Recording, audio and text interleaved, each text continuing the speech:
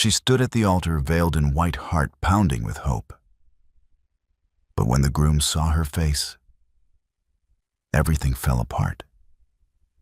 Most people would have walked away. He didn't. This is the story of a single dad, a woman the world mocked, and the quiet power of choosing kindness, even when no one else does. Before we begin, if stories of resilience, compassion, and second chances speak to your heart, make sure to subscribe to our channel. We share real emotional tales that remind us what truly matters in life. Now let's begin. Single dad helped a rejected, ugly bride. Everyone mocked. Then she unveiled and changed his life. The church bells chimed, once clear and ceremonious. Before the hush of anticipation fell over the crowd, it was supposed to be a perfect wedding. White roses lined the pews, golden light spilled through stained glass windows, and an organist played soft classical hymns that swelled through the old chapel. Guests in designer suits and jewel-toned dresses whispered excitedly, craning their necks to catch a glimpse of the bride. She entered slowly, her veil long and thick, the lace of her gown gliding behind her like mist. There was something oddly quiet about her movements, like she wasn't walking toward a dream, but toward a sentence. Up front, the groom shifted in place. Chad Fairborn was everything the tabloids had promised, tall, striking, with the careless charm of a man who'd always had the upper hand. He smiled wide for the cameras as the bride approached. His groomsmen elbowed each other, chuckling under their breath. And then she stood before him. The officiant gave the cue and Chad reached for the veil. A few guests leaned forward in anticipation. He lifted it. Silence. A beat. Then laughter, quiet at first, then rippling through the pews like wildfire. Gasps. A few audible, "Oh my God," Some guests tried to hide their reactions behind their hands. Others didn't bother. The woman beneath the veil stood perfectly still. Her face was plain marked by a long, faded scar across her left cheek, and her jaw was slightly asymmetrical. Her hair was pulled tightly back in a modest twist. She didn't wear heavy makeup, nor did she smile. Chad blinked, once took a full step back, and turned to the crowd with an exaggerated grimace. This is not what I signed up for," he said loud enough for his voice to carry. "Dude, is this a prank?" one of the groomsmen called out, laughing. "Is this some charity wedding?" another whispered, not so quietly. The bride stood frozen, a blush of pain blooming in her neck and rising to her ears. For a moment it looked like she might speak, but she only turned. The veil slipped from her hands, and then she ran. Jack Weston stood outside the church, holding a box of engine coils, waiting for someone to open the back door. He wasn't dressed for a wedding, jeans work boots, flannel shirt rolled to the elbows, grease under his nails. Just another delivery before heading back to his garage. Then the doors burst open. He looked up just in time to see her, still in her wedding dress, rush out barefoot into the rain. Her bouquet dropped onto the sidewalk behind her. People followed, phones raised, recording, shouting half-hearted calls after her, like she was part of a reality show. Jack didn't move. The woman paused at the bottom of the steps, looked around wildly, and kept running straight toward the street. Her heel snagged on the curb. She tumbled hard, hitting the wet concrete with a sickening slap. "Hey!" Jack shouted, dropping the box. He rushed over, crouching beside her. "Are you hurt?" She didn't answer. Her hands trembled as she tried to get up, clutching at the soiled lace of her dress. Jack shrugged off his jacket and gently draped it over her shoulders. The crowd loomed nearby, murmuring, filming, some still laughing. Jack shot them a sharp look. "Show's over. Go home." Surprisingly, most backed away. Rain continued to fall in heavy sheets. Jack offered her his hand. She stared at it for a moment, like she wasn't sure what kindness even looked like anymore. Then she took it. They sat in his beat-up pickup truck under the dripping branches of a maple tree a few blocks away. The windshield wipers squeaked awkwardly. Jack handed her a bottle of water from the glove box. She clutched it without drinking. "Thank you," she murmured hoarsely. "Do you want to call someone?" Jack asked. She shook her head. "Family don't have any who matter. Friends." She gave him a hollow laugh. "If I did, do you think they'd have let that happen?" Jack didn't argue. He just nodded slowly, hands resting on the steering wheel. The truck smelled faintly of motor oil, lemon cleaner, and coffee comfortably lived in. Safe. They sat in silence for a while, the kind that didn't feel awkward. Just heavy. "What's your name?" he asked softly. She hesitated. "Lena." "I'm Jack. My daughter and I run a little garage on Pine Street." She nodded, eyes fixed on the raindrops racing down the glass. Jack studied her. There was something about her face, about the way she held herself. Not the scars or the silence, but a kind of quiet strength. Like she had learned how to stand in a storm and not be blown away. "You don't owe anyone an apology, you know," he said. She looked at him then. Really looked. "No one's ever said that to me before." Jack gave a small smile. Then I guess they were all wrong. 10 minutes later, Lena asked to be dropped at a bus station. Jack offered to wait with her, but she shook her head. As she stepped out of the truck, she paused. "Why did you help me?" she asked, rain soaking her hair again. Jack leaned out the window. "Because I've been there. When the world kicks you and you can't get up. I got lucky once someone helped me. Guess I'm just paying it forward." Lena looked away quickly, blinking fast. Then she did something unexpected.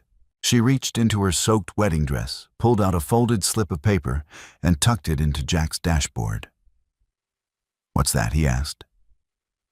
But she had already started walking away, disappearing into the silver haze of the rain. Jack opened the paper. A single line in neat cursive kindness is never wasted. He folded it slowly, put it in his shirt pocket, and started the truck. He didn't know it yet, but that small gesture, that one decision to reach out in the rain, was about to change everything. Jack Weston's garage sat at the edge of town, where the cracked 2-lane road met an open stretch of wheat fields and tired fences. It wasn't much, just a corrugated steel building with peeling paint and a crooked sign that read, "Weston Auto and Repairs." But inside it pulsed with life, the smell of oil and rubber, the clink of tools, the occasional sound of blues radio humming from an old speaker duct taped to the wall. And in the corner of that humble space stood the heart of Jack's world, his 9-year-old daughter, Maisie. She was standing on a milk crate, her small hands carefully turning a screwdriver into the frame of an old lawnmower engine.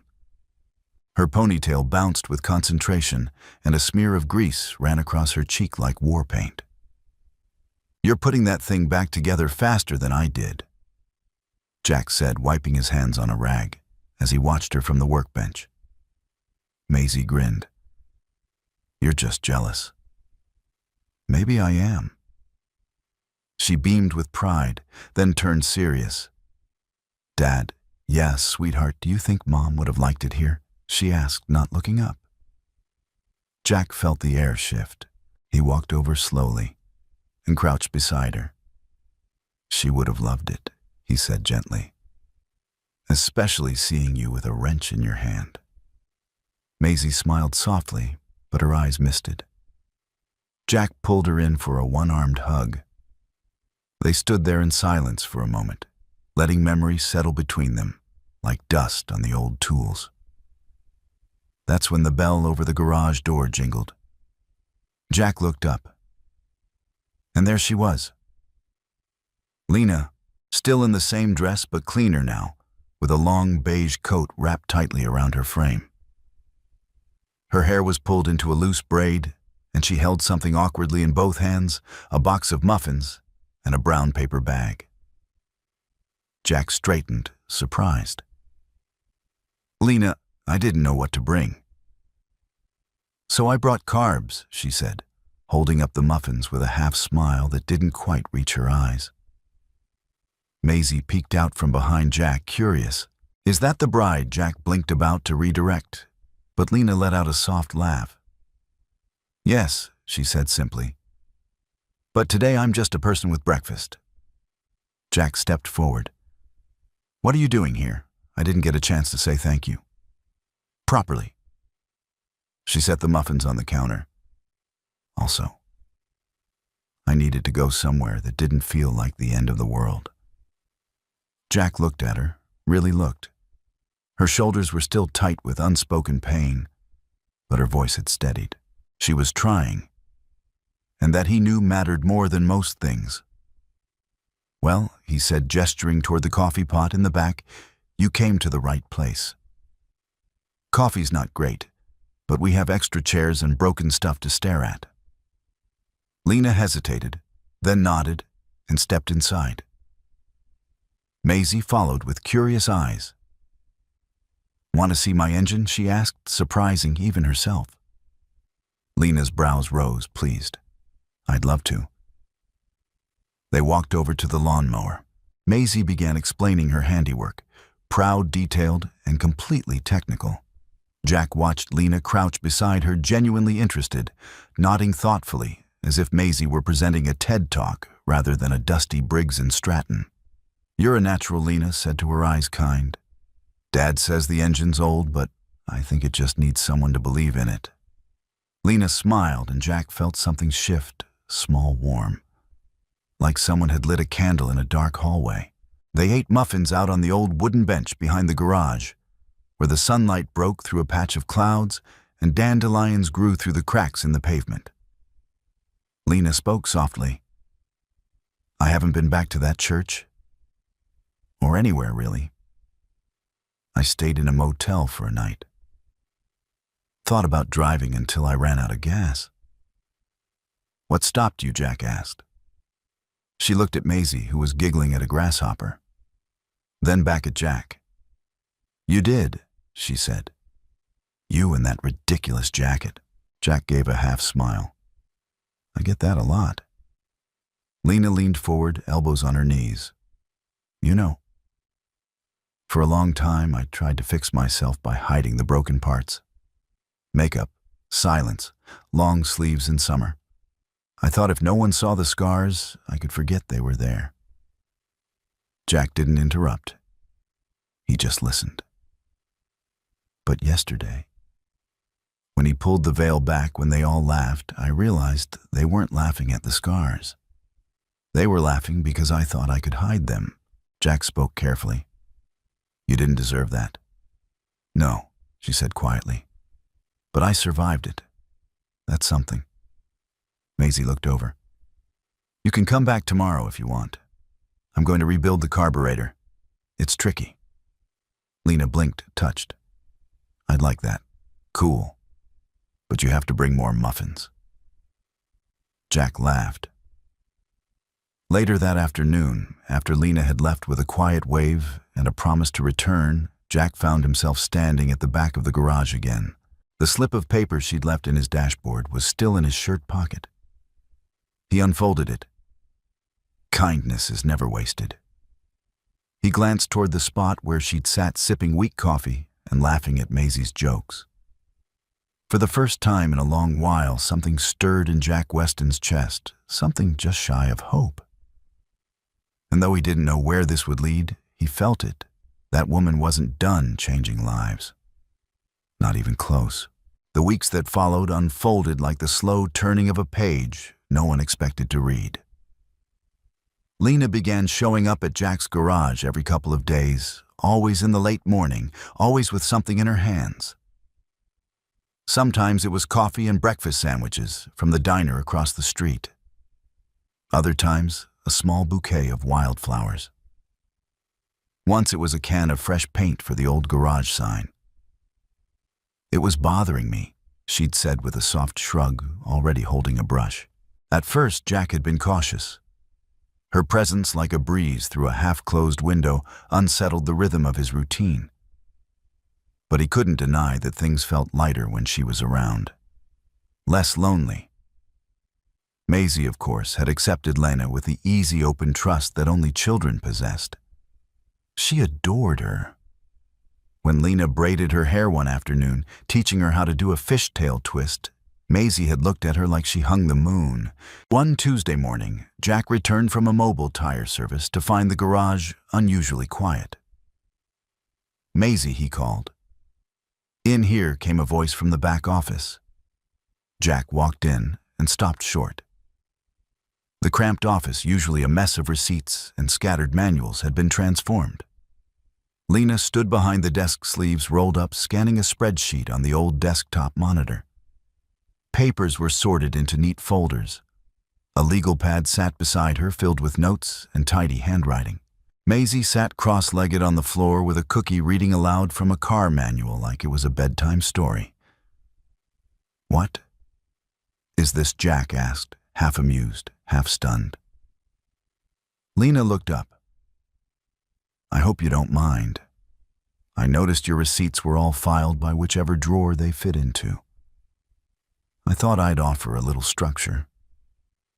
You're reorganizing my chaos, more like liberating it." Jack rubbed the back of his neck. "You didn't have to do all this." "I know," she said simply, "but I wanted to. I needed something to do. And I like being here." Maisie looked up from her book. "She's good at numbers, way better than Mr. Hoffman." Jack laughed. "Well, that's not a high bar. That man still writes checks in pencil." Lena grinned. Jack stepped further into the room, eyes scanning the color-coded folders and crisp, highlighted budgets. It was more order than his office had seen in years. "You've done a lot," he said quietly this time. "I used to do this sort of thing. A long time ago." Jack sat on the armrest of the worn couch. "What did you do before?" She didn't flinch. "Before I became the ugly bride." He paused, uncertain. Lena took a deep breath, fingers gently tapping the desk. "I was in finance. Strategic development. Numbers made sense. People, not so much." "Let me guess, New York." She smiled. "Close. Chicago. Big firm, family business." Jack raised an eyebrow. "You're not going to tell me your last name, are you?" She hesitated, then shook her head. "Not yet." "Fair enough." They sat in the quiet for a beat. "Can I tell you something weird?" Lena said, voice softer now. "Sure. This place, this dusty little garage, it's the first time in years I've felt invisible in a good way. Like I'm not being watched or measured or whispered about, just seen. For what I do, not how I look." Jack looked at her. Really looked. Her face bore the faint marks of time and trauma, but her eyes, green and sharp, were alive with intelligence. And something he hadn't seen before. Peace. "That's how it should be," he said. "It's how we all deserve to be seen." Lena swallowed hard and gave a small nod. "Thank you." That evening, as the sun dipped low and painted the world in orange gold, they closed the garage together.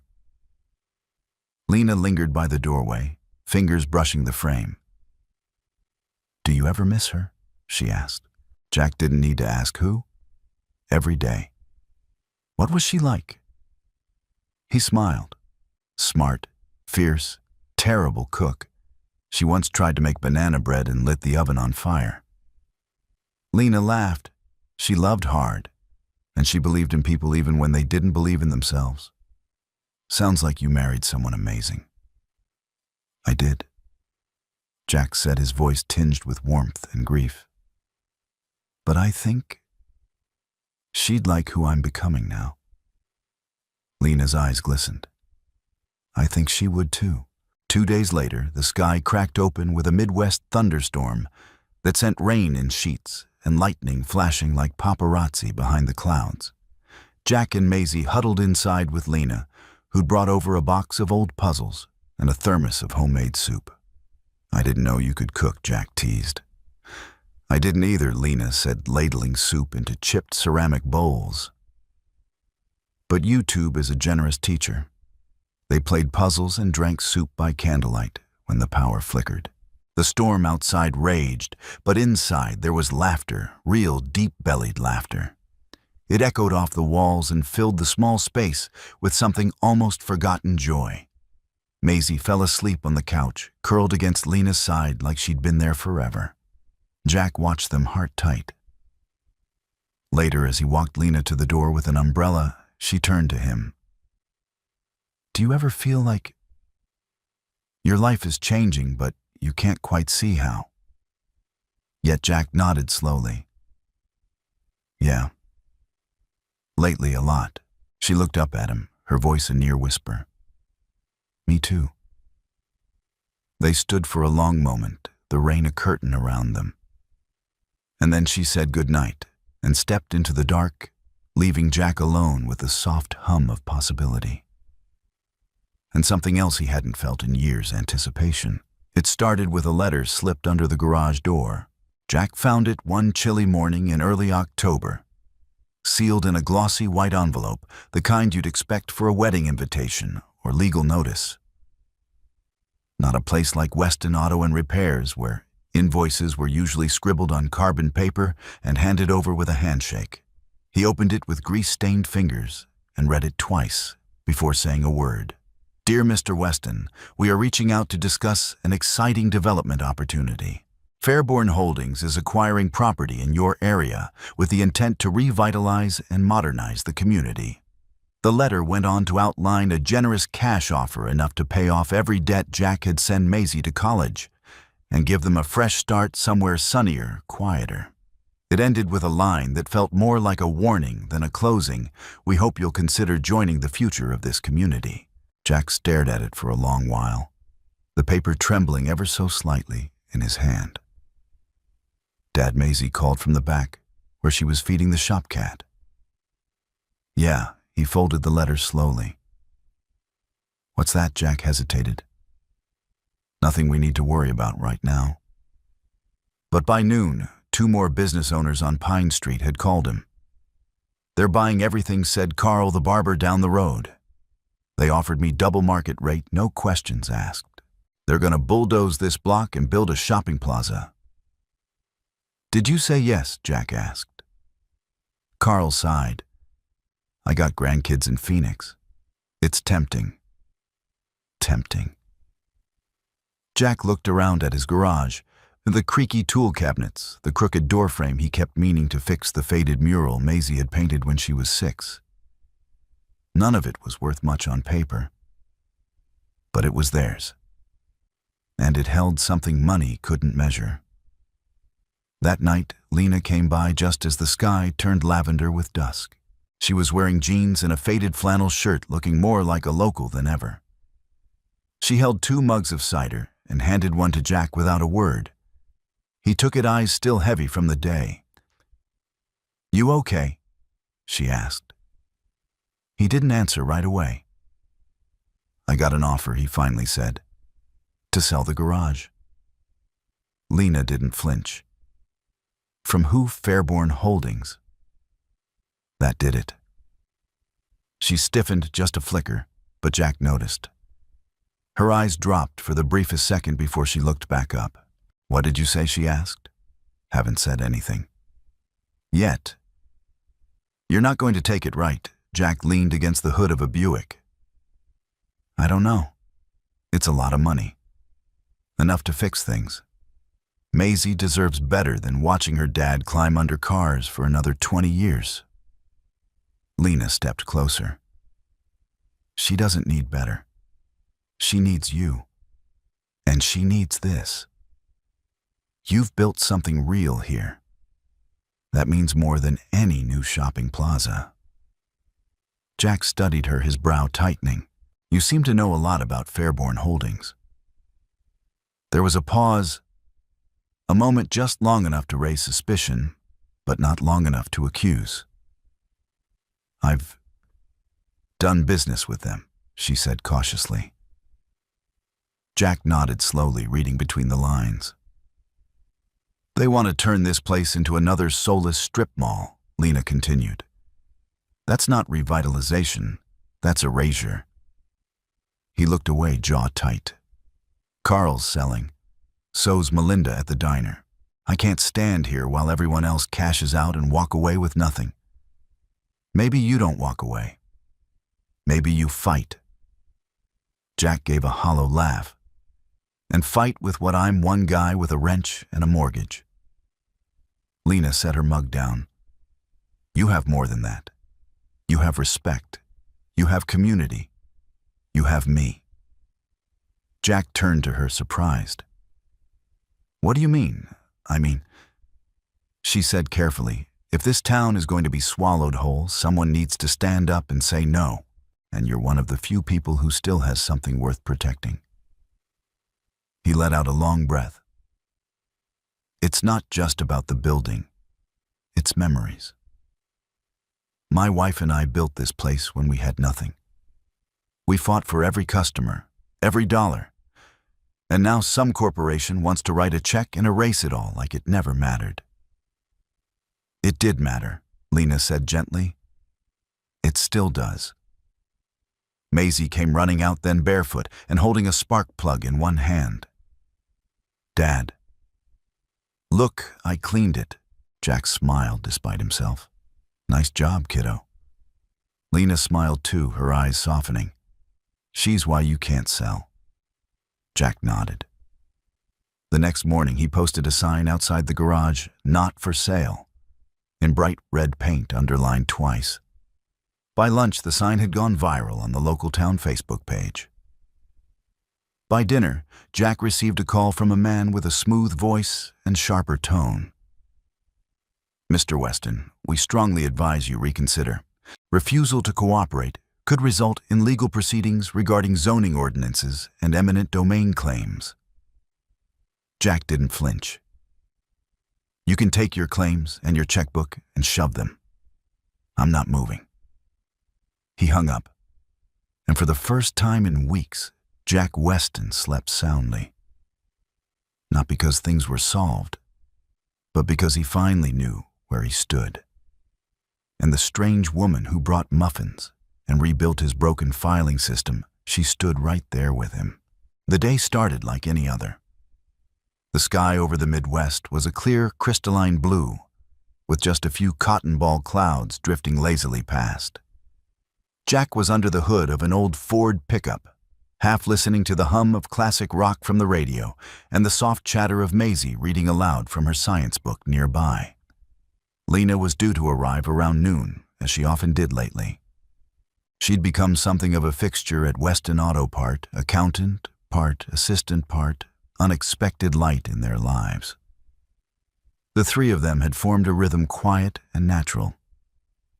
Jack hadn't questioned it much. He'd learned not to poke too hard at good things for fear they might disappear. But that morning, Lena hadn't come. By 1, Jack started glancing at the clock. By 2, Maisie noticed. She's never this late. Maisie set her voice small as she adjusted the bandana tied around her head. "She might just be busy," Jack replied, trying to sound casual. "Maybe something came up." Maisie frowned. "Can we go look for her?" Jack hesitated. "She's a grown woman, honey. I'm sure she's..." Then came the phone call. It wasn't from Lena. It was from the elementary school. Maisie had walked off the property. Alone. Panic gripped Jack like a vice as he sped through the winding streets of town. The school secretary said Maisie had told her teacher she had to go find someone important. Then she'd slipped out during recess. Jack's heart thudded in his throat.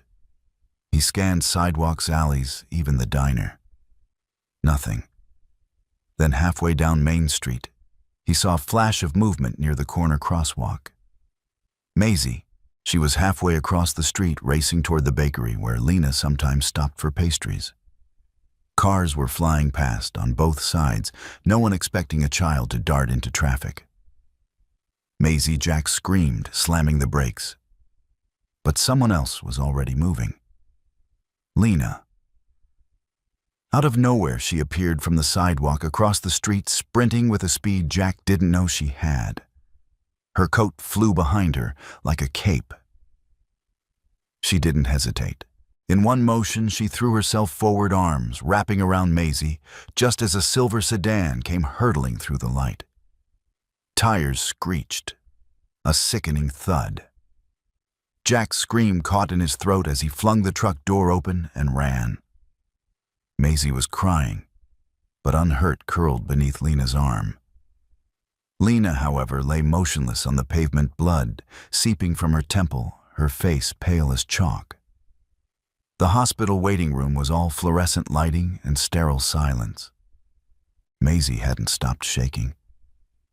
Jack sat beside her, holding her close.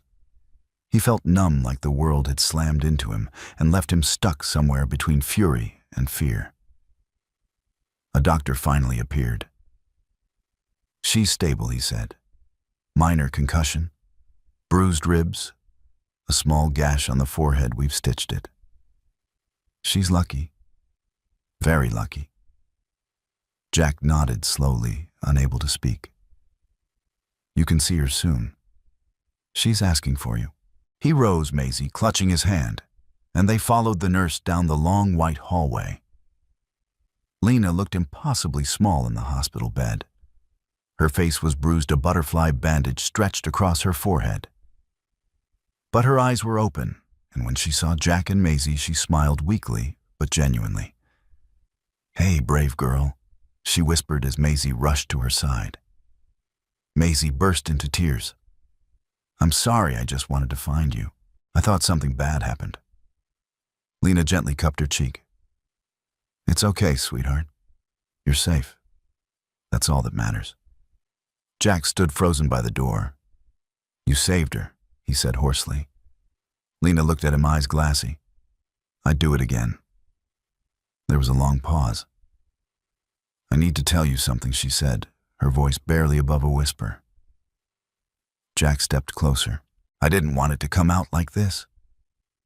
Lena continued, glancing at the TV, mounted in the corner, muted but playing a local news broadcast with a chyron that sent a chill through Jack's spine.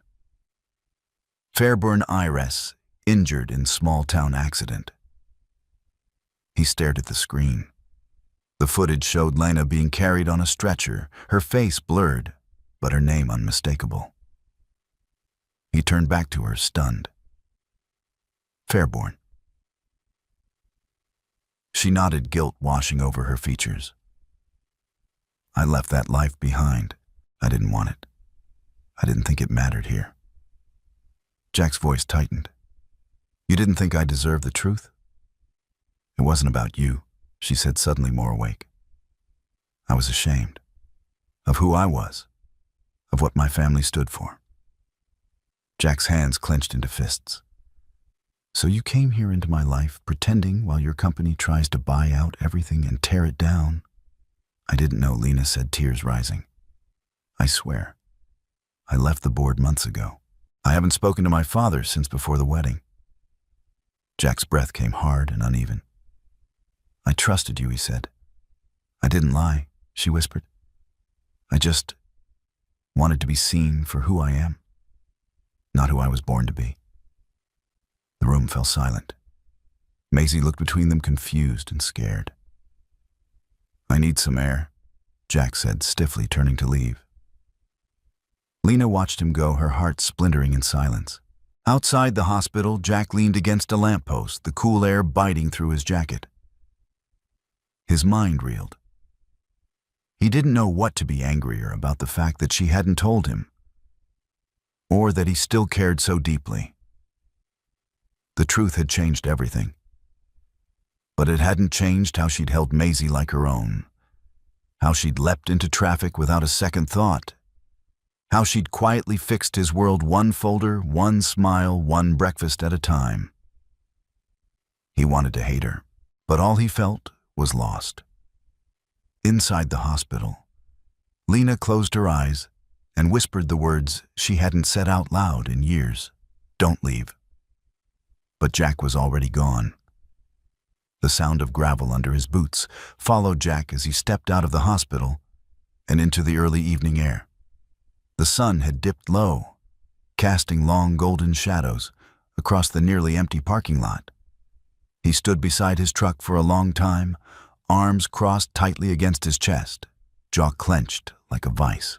Lena Fairborn. The name echoed in his mind like the roar of a stalled engine. Heiress, billionaire. The very same name printed on the letterhead that tried to buy out his garage, his home, his legacy. She'd walked into his life like a mystery, worn his old coat like armor, laughed with his daughter like family. And she hadn't told him who she was. Inside the hospital, Maisie sat curled in the plastic chair next to Lena's bed, her small hand resting gently on Lena's arm. Lena lay still, her face pale against the white sheets, her body fragile but present. Present after risking everything for a little girl who wasn't hers. "Dad's mad," Maisie said softly. Lena nodded. "I know. He'll come around. He always does." Lena smiled faintly, but it didn't reach her eyes. "He deserves to be mad." Maisie tilted her head. "Because you're rich," Lena exhaled a soft, sad breath. "Not just that. Because you didn't tell him," Lena nodded. Maisie was quiet for a moment and then said, "You saved me. That's more important than being rich or poor." Lena turned her head, blinking back tears. "You're a wise little soul, Maisie Weston." Maisie smiled, proud. "I didn't mean to lie." Lena continued, voice barely above a whisper. I didn't want him to see me as someone who belonged to the people trying to destroy everything he loves." "Do you know," Lena said, "I walked away from that world a long time ago. The money, the board meetings, the private jets, it felt like a prison. Every decision had to serve the brand, even the wedding." Maisie scrunched her nose. "That guy at the altar, he didn't look like he loved you?" Lena gave a bitter laugh. "He didn't. He loved the merger." "You." "Exactly." They sat in silence for a while, the quiet hum of the machines filling the space between their words. Then Lena said something almost too soft to hear. "I thought if I stripped all of that away, someone might finally see me for me." Jack drove aimlessly through town, unsure where he was going, until he found himself parked in front of the old church. It was empty now. The decorations from that ill-fated wedding had long been taken down, but the memory lingered like a bruise. He walked inside, past the pews to the altar where it all began, where Lena had stood humiliated, abandoned, and alone. He looked around at the empty space, trying to picture the scene. The veil, the laughter, her trembling hands. He remembered how she'd looked at him when he offered her his jacket like she hadn't expected kindness. And now, knowing what he did, he felt ashamed. Not because she'd kept a secret, but because part of him wanted to believe the worst the moment he learned it. He rubbed his hands over his face, exhaustion pressing down on him. He wasn't angry anymore. He was hurt, and maybe scared. Scared of what it would mean to forgive her. Scared of how deeply he already cared. The next morning, Jack showed up at the hospital before sunrise. He brought coffee. One for Lena, one for Maisie. When he stepped into the room, Lena was awake, sitting up, her hair pulled back, her bandage stark against her forehead. She looked tired but strong, like someone who'd been through fire and found her footing again. Maisie leapt from her chair. "He's back." Jack handed her the cup and turned to Lena. "Can we talk?" She nodded, her expression unreadable. Maisie, sensing the shift in energy, clutched her muffin and quietly slipped out into the hallway. For a moment, neither Jack nor Lena said a word. Then Jack spoke. "I went to the church last night. Lena looked surprised. I stood where you stood, he said. Tried to imagine what it felt like. Being betrayed like that. Laughed at, filmed, turned into a joke. She didn't reply. I realized something, Jack continued, voice steady. You weren't hiding who you were. You were protecting what little was left of who you wanted to be. Lena's throat tightened. I didn't want to lie to you. I wanted something real. I know, he said softly. And I think you found it. She looked up, eyes brimming. But I also need to be honest with you, Jack added. I'm scared, Lena. Scared that this, whatever we've built, it's built on something that might disappear the minute your world calls you back. I'm not going back, she said firmly. I walked away once. I'll do it again. Jack studied her, searching for the cracks, the shadows, the spin. But there was none. Just her. Scarred. Complicated. Real. I believe you, he said. She let out a shaky breath. Do you forgive me? He stepped closer and sat beside her bed. You didn't ask me to trust your name. You asked me to trust you. And I do. A pause. Then he reached into his coat pocket and pulled out a folded slip of paper, the one she had left in his dashboard weeks ago. He unfolded it and held it out. Kindness is never wasted, he read aloud. Lena smiled through her tears. I don't know what happens next, Jack said. But I'm not walking away from this. From you. She reached for his hand, lacing her fingers through his. I'm not going anywhere either, she whispered. And in that sterile hospital room, with the morning sun beginning to pour in, something quiet and powerful settled between them. A beginning. Not built on money or legacy or promises, but on something much rarer. Grace. The not-for-sale sign had become something of a landmark in town. People stopped to take pictures with it. Others left sticky notes of encouragement, keep fighting Jack, or we're with you pinned right onto the garage wall with old spark plugs. There was even a kid who brought a red balloon and tied it to the doorknob, scribbled with the words, Home Matters. But for Jack Weston, the novelty wore off quickly. The real battle had just begun. 2 days after Lena was discharged from the hospital, an official-looking envelope arrived by certified mail. Jack opened it at the kitchen table with Lena and Maisie watching from across the counter. The letter was dense with legal jargon, but one sentence stood out in bold at the top.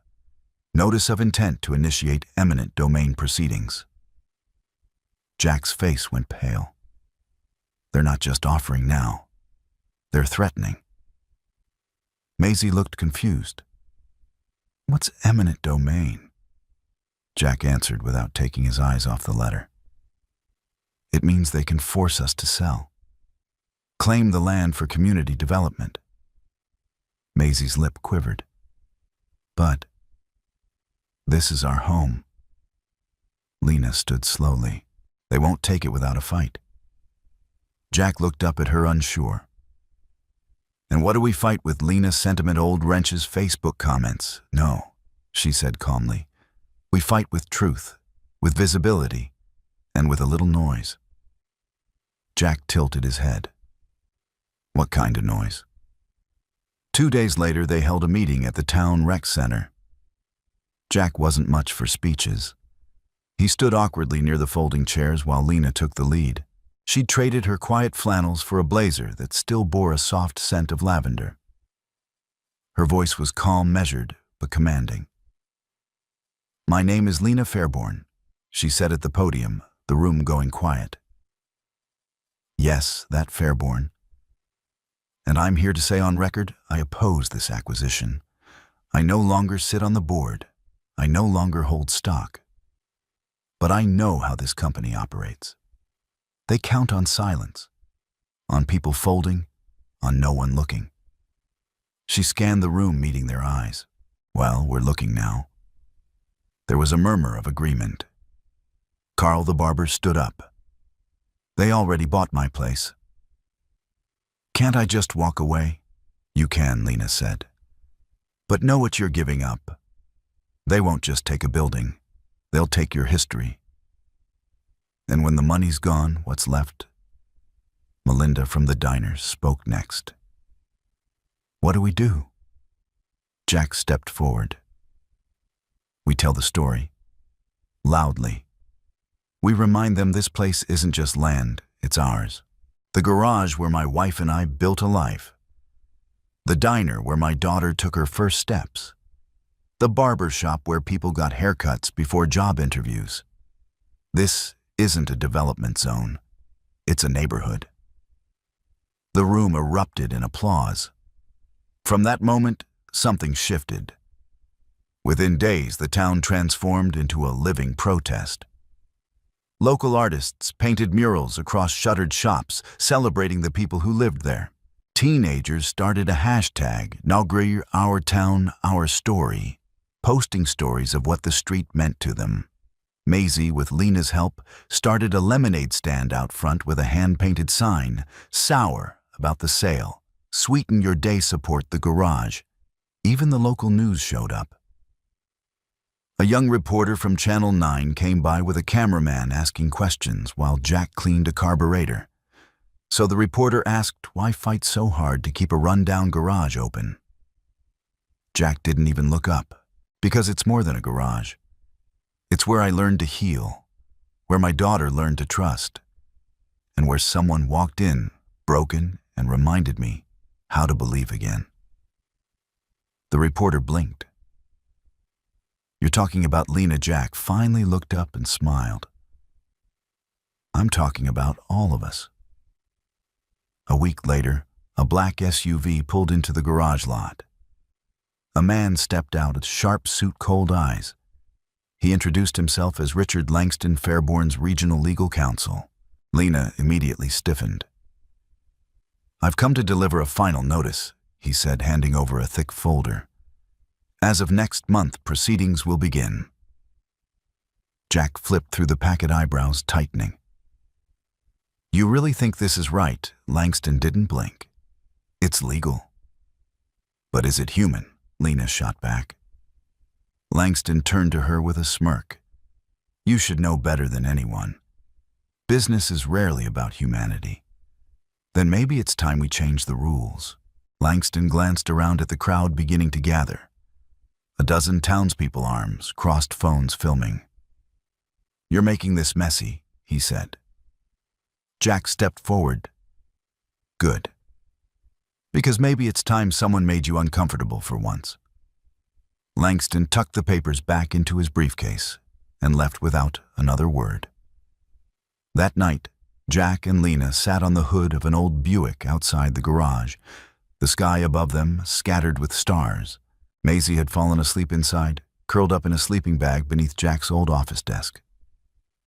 "She never lets go of things she loves," Lena said softly. Jack nodded.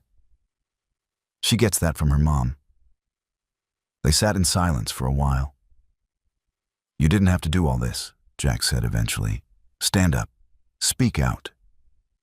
"I know," Lena replied, "but this town saved me, Jack. You and Maisie, you gave me back my name. Not Fairborn, just Lena." He looked over at her, the lines of her face soft in the moonlight. "I'm glad you came back," he said. She smiled.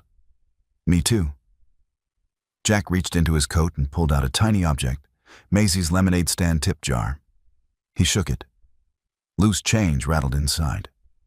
Not much, he said, but it's a start.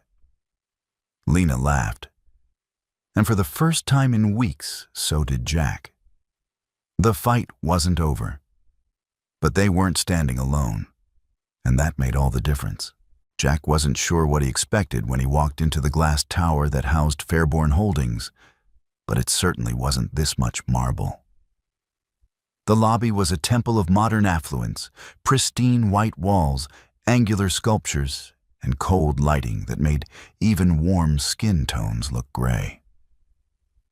Behind the reception desk, a young woman with an earpiece barely looked up as Jack approached in his old denim jacket boots scuffed from the garage floor. "Appointment?" she asked. "No," Jack said, "but someone here is threatening to tear down my home. Figured I'd return the favor." She blinked a little startled. "Sir, I just need to talk to someone who knows what's going on," he said, voice calm but edged in steel.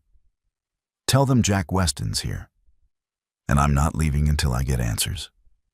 There was a long pause before she picked up the phone and murmured into the receiver. Minutes later, a tall woman with sharp eyes and an even sharper suit appeared from the elevators. She introduced herself as Jillian Marks, Senior VP of Acquisitions.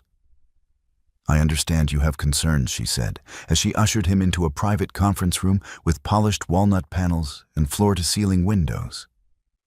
Jack sat down, arms crossed. "Concerns, putting it mildly. You're trying to take my land, my business. And last week your lawyer handed me an ultimatum like I was disposable." Jillian maintained her corporate calm. "It's standard procedure. Eminent domain is illegal. Don't Jack, cut in. Don't feed me legal vocabulary like I'm too small to matter. You want my signature, you earn it. You show me the truth." Jillian's expression shifted slightly, less polished, more human. "There's a reason you were allowed in, Mr. Weston. Someone anticipated this." She opened a drawer and took out a sleek black USB drive, sliding it across the table. "This is for you," she said. "From Lena." Jack's heart jolted. "She recorded this months ago," Jillian explained. "Left it with our internal counsel under strict instruction. It was meant for the board. And you." Jack picked up the drive slowly, suddenly feeling as though it weighed 10 pounds. "She made it clear she wanted to sever ties with the company," Jillian continued. "Resigned all shares, left her seat, and placed a freeze on certain local developments, including the acquisition of your town. But after her departure, the board overrode her freeze. Legally, they were within rights." Jack's voice was low. "She tried to protect us. She did more than try," Jillian said. "She fought, quietly but hard." Jack looked at her eyes, narrowing. "Why are you telling me all this?" Jillian hesitated. Then, with a trace of a smile, "Because sometimes the right thing doesn't come from a boardroom. It comes from someone willing to get their hands dirty." Later that night, back in the garage, Jack inserted the USB into his old laptop. Lena and Maisie were asleep upstairs in the loft they'd converted into a guest room. He sat at the workbench in the dim light, surrounded by half-finished projects and coffee-stained invoices. The screen flickered. Then Lena appeared. She was seated in what looked like a hotel room, no makeup, hair pulled back. Just her, raw, unfiltered. "Hi," she began, her voice small. "If you're watching this, it means I couldn't say it all in person. Maybe I was scared. Maybe I waited too long. But you deserve to hear it, Jack." Jack leaned in breath, caught in his throat. "I used to believe I had to be perfect. That if I could control the narrative, dress a certain way, smile just enough, I'd be accepted. But all that got me was an empty nameplate on a door and a wedding that wasn't real." She paused, blinking fast. "Then I met you. And Maisie. And this town that smelled like gasoline and cinnamon rolls. You didn't care who I was. You saw what I did. You saw me. And for the first time in years, I didn't feel like a mistake." Jack felt a tightness in his chest. This company, Fairborn Holdings, has power and money. But it doesn't have soul. You do. That garage of yours, it's more than a business. It's a haven, a heartbeat. And I won't be the reason it disappears." She looked down briefly, then back up. "I've given up my seat on the board. I've donated my shares to an independent trust to fund community development, not corporate expansion. And I've filed a legal brief protesting the eminent domain, filing on moral grounds. She smiled faintly, eyes glistening. They may not listen, but I had to try. Because kindness, it changed me. You changed me. The video ended. Jack sat motionless for a long time, staring at the dark screen. It wasn't just a message. It was a vow. The next morning, Jack drove straight to the mayor's office. He brought the video, the paperwork from Jillian, and a voice that no longer trembled. This isn't just about land, he told the mayor. This is about a woman who walked away from millions to stand with people who have nothing. And if she can risk everything, so can I. The mayor, an aging man with gray stubble and tired eyes, watched the video twice. Then he leaned back and sighed. "You're right," he said. "We've been too quiet. I'll make some calls." By evening, local news picked up the story again, this time with a new headline: heiress-turned-advocate Lena Fairborn's stand to save small-town legacy. In the footage, they played part of her video. Maisie watched it on the little TV in the corner of the garage, wrapped in a blanket and smiling like she was watching a superhero origin story. "She's amazing," Maisie whispered. Jack knelt beside her. "Yeah, she is." Outside, townspeople started arriving. Not with torches or signs, but with tools. One by one, they came to help reinforce the garage, repaint the exterior, restore the roof, fix the broken neon sign. Not because it was urgent, but because it was theirs. As the sun dipped behind the cornfields, Jack stood in the middle of the garage, paint on his hands, dust in his hair, and looked around at his neighbors, his daughter, and the woman who had turned a life of silence into a roar of resistance. This fight was far from over. But they weren't fighting to survive anymore. They were fighting to belong. And they were winning. Jack stood alone in the garage after everyone had gone home for the night. A cool breeze drifted through the open bay doors, rustling the pages of an old repair manual on the bench.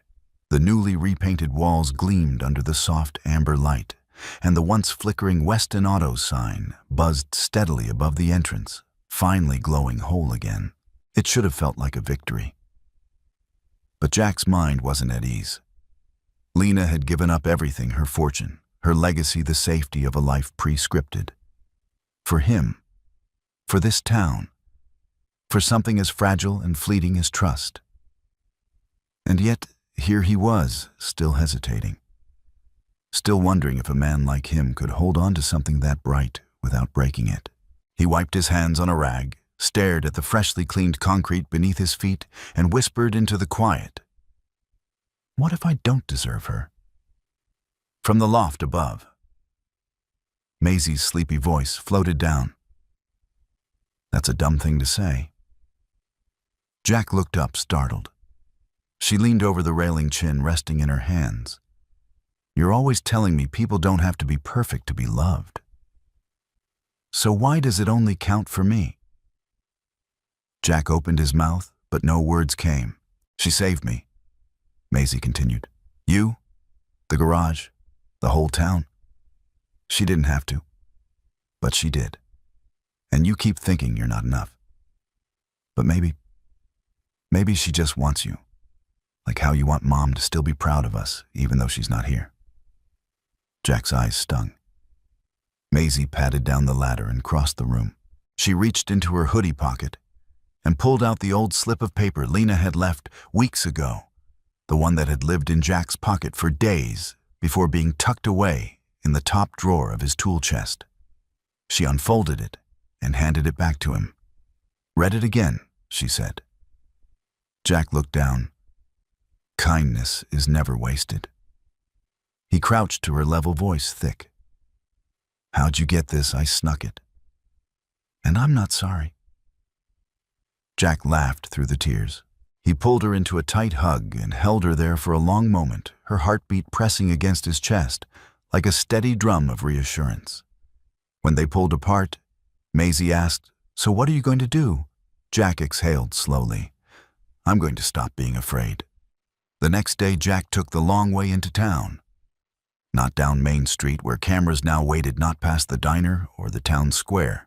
He drove through the back roads, the ones Lena had once wandered down, in that wedding dress soaked by rain, weighed down by the sting of public shame. He found her where he somehow knew she'd be, on the edge of a wheat field just past the old railway crossing, seated on the hood of her borrowed sedan, notebook in her lap, hair tied loosely at her neck. She didn't hear him approach at first. When she did, her expression faltered, half hope, half apology. "I didn't expect you," she said, closing the notebook. "I didn't expect me either," he replied, hands in his jacket pockets. A long pause stretched between them. "I watched the whole video," he said quietly. "And then I watched it again. And again." Lena looked down, voice tight. "I didn't know if you'd hate me or thank me." Jack stepped closer. "Neither." She looked up, surprised. "I forgave you," he said, somewhere between the first and second watch. She blinked. "Why? Because you showed up," he said simply. "Again and again. You put your life in the way of a car to save my daughter. You made 100 choices that didn't benefit you, Lena. And you did it all while hiding your last name like a scar." He walked until he was standing in front of her, the wind catching the edge of his shirt. "I should have seen it sooner. Not just the fight in you, but the heart behind it." Her voice cracked. "I didn't think I was allowed to want anything real anymore." "You are." They stood in silence, surrounded by the whisper of wheat and the distant hum of town life. Jack pulled something from his pocket, a small object wrapped in cloth. Lena opened it with shaking hands. Inside was a ring made from an old spark plug washer, polished and shaped, the metal worn but sturdy. He cleared his throat. "I know it's not gold. I know it doesn't shine. But it won't break. And it won't bend." Lena stared at it, breath caught in her chest. "Jack, I'm not asking for forever," he said. "I'm asking for right now, for tomorrow, for a chance to build something that isn't perfect but real. I don't want to run this place alone anymore, not the garage, not the life." Lena smiled through tears, slipping the ring onto her finger. "It's perfect," she whispered. He leaned in and kissed her, gentle, unhurried. The kind of kiss that said, "We made it through." When they broke apart, he added, "Maisie already called dibs on being the flower girl at a wedding that might not even happen." Lena laughed. "Let her plan it. I'll just show up in boots. You'd still be the most beautiful thing in the room." She leaned her head against his shoulder. And for the first time in years, Jack Weston didn't feel like a man holding things together. He felt like a man finally letting something begin. The first snow of the season came early. Flakes drifted gently over Weston Auto and Repairs, coating the roof in a soft white blanket. It was the kind of snow that didn't stick for long, just enough to make the world quieter, cleaner, like it too had decided to start over. Jack was up before sunrise. He moved with purpose, checking oil levels, refilling coolant, and reorganizing the tool cabinets, even though they had already been cleaned twice that week. It wasn't about efficiency. It was about focus, channeling nerves into something he could control. Because today wasn't just another day. Today, Lena was coming back. She had gone to Denver for 2 weeks to meet with a non-profit organization that provided transitional housing and vocational training for women leaving abusive homes. When she called Jack from the train station and said, "I want to help build something like this, starting with your town," he'd said only 4 words: "Tell me what you need." Now her return felt like the second half of a sentence that had hung unfinished for far too long. Maisie burst through the garage doors, mid-morning scarf flying behind her like a superhero's cape. Is she here yet? Jack shook his head, smiling. Train gets in at 11. I made a sign, Maisie said proudly, unrolling a sheet of cardboard with, "Welcome back, Lena, and yes, we saved you a muffin," written in bold purple marker. Jack raised an eyebrow. Muffin, she deserves it, Maisie said, crossing her arms. He couldn't argue with that. They left early, parked the truck just outside the small-town station where the platform had more pigeons than people. Jack watched the snow swirl over the tracks, while Maisie paced with the energy of someone holding a secret she couldn't wait to share. And then the train rolled in. Lena stepped off slowly, duffel bag over her shoulder, a simple brown coat wrapped around her. Her cheeks were pink from the cold, her eyes brighter than he remembered. Maisie ran to her first arms, flung wide. Lena bent to meet her, the hug lifting her clean off the ground. Jack stood a few feet back, heart-full, eyes damp. When Lena finally looked at him, the noise of the train, the announcements, the people, all of it, fell away. He walked up wordless at first, then slipped an arm around her waist and pressed a kiss to her temple. "Home looks good on you," he said. She smiled. "You sure I haven't overstayed my welcome?" He shook his head. "You haven't even unpacked yet." That night they hosted a small gathering at the garage.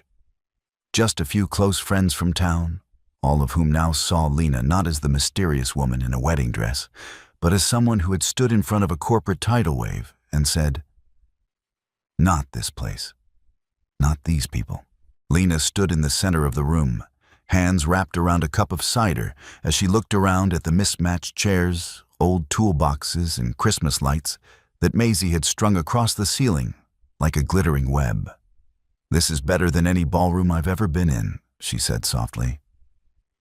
Jack joined her, handing her a small envelope. "What's this?" she asked. "Just read it." She opened it slowly. Inside was a single sheet of paper printed on official letterhead. Her eyes widened. "This is a deed," she said, breathless. "To the land." He nodded. "We fought. We won. The city council voted unanimously to block the eminent domain claim. Your trust helped make it possible. But why give this to me?" Jack looked her in the eye. "Because I want you to build what you were dreaming of. The center, the training programs, a place where people who've lost everything can start again. Like you did. Like I did. And because I know you'll make it matter." Lena blinked back tears. "Jack," he took her hands, "we'll do it together. One bolt, one beam at a time." Maisie piped up from the corner, frosting cupcakes with too much enthusiasm. "Can we have a workshop for kids too, with wrenches and cookies?" Lena laughed through her tears. "Absolutely."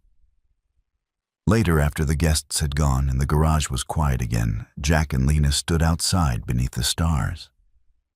The snow had stopped, but the air carried that crisp, charged stillness that only winter brings. "You know," Lena said, glancing up at the sky, "I used to think I had to keep proving myself. That if I wasn't fixing, building, managing, I had no worth." Jack slid his hand into hers, and now she looked at him. "Now I know worth isn't in what we produce. It's in who we choose to love, and who chooses to love us back." They stood there a moment longer, and then Lena said, "Do you remember the first thing I ever gave you?" Jack nodded. "A soggy muffin." "No," she grinned. "The note." He pulled it from his pocket, still creased, still legible. She took it and scribbled something on the back with a pen she pulled from her coat. Jack raised an eyebrow. "What's that?" She handed it to him. "Backside. Let's make this permanent." "L?" Jack smiled. "You asking me to marry you? I'm just saying. I have a dress." and a history of surprises. He chuckled, pulling her into a slow, deliberate kiss beneath the stars. And though no bells rang and no cameras flashed, it was more honest than any wedding either of them had ever known. In that moment, love didn't need an audience. It had already changed the world once. And it was just getting started. A year later, spring arrived early. The fields surrounding the town shimmered with new life, wildflowers pushing through thawed earth, birdsong woven into the wind. Weston Auto still stood at the edge of town, but something about it had changed. The old garage had grown not just in size, but in spirit. Next to it stood a brand new building, modern yet welcoming, its wooden beams and wide glass windows reflecting the community it served. On a handcrafted sign out front, 3 simple words were carved in bold letters: The Haven House. Jack stood out front that morning, tightening a bolt on the ramp railing. He wore the same work shirt he'd worn for the past decade, sleeves rolled, fingers stained with oil. But his eyes, once shadowed with fatigue, now held something else entirely. Peace. Behind him, Maisie darted in and out of the crowd, clipboard in hand, helping organize chairs for the ribbon-cutting ceremony. At 10, she was already a force of nature, half mechanic, half planner, all heart. "Dad," she called. "Lena says the mayor's speech can't run longer than 5 minutes, or the kids'll start eating the cupcakes early." Jack chuckled. Duly noted. Across the courtyard, Lena emerged from the Haven House's double doors, dressed in a soft blue sundress, hair braided loosely over one shoulder. She was the picture of quiet grace, her movements confident, her presence magnetic. But what drew people to her now wasn't the name she had once buried, it was the life she had chosen to build. And today was the culmination of that choice. Lena walked over, threading her fingers through Jack's. "Are you ready for this?" He squeezed her hand. "Only been waiting a year."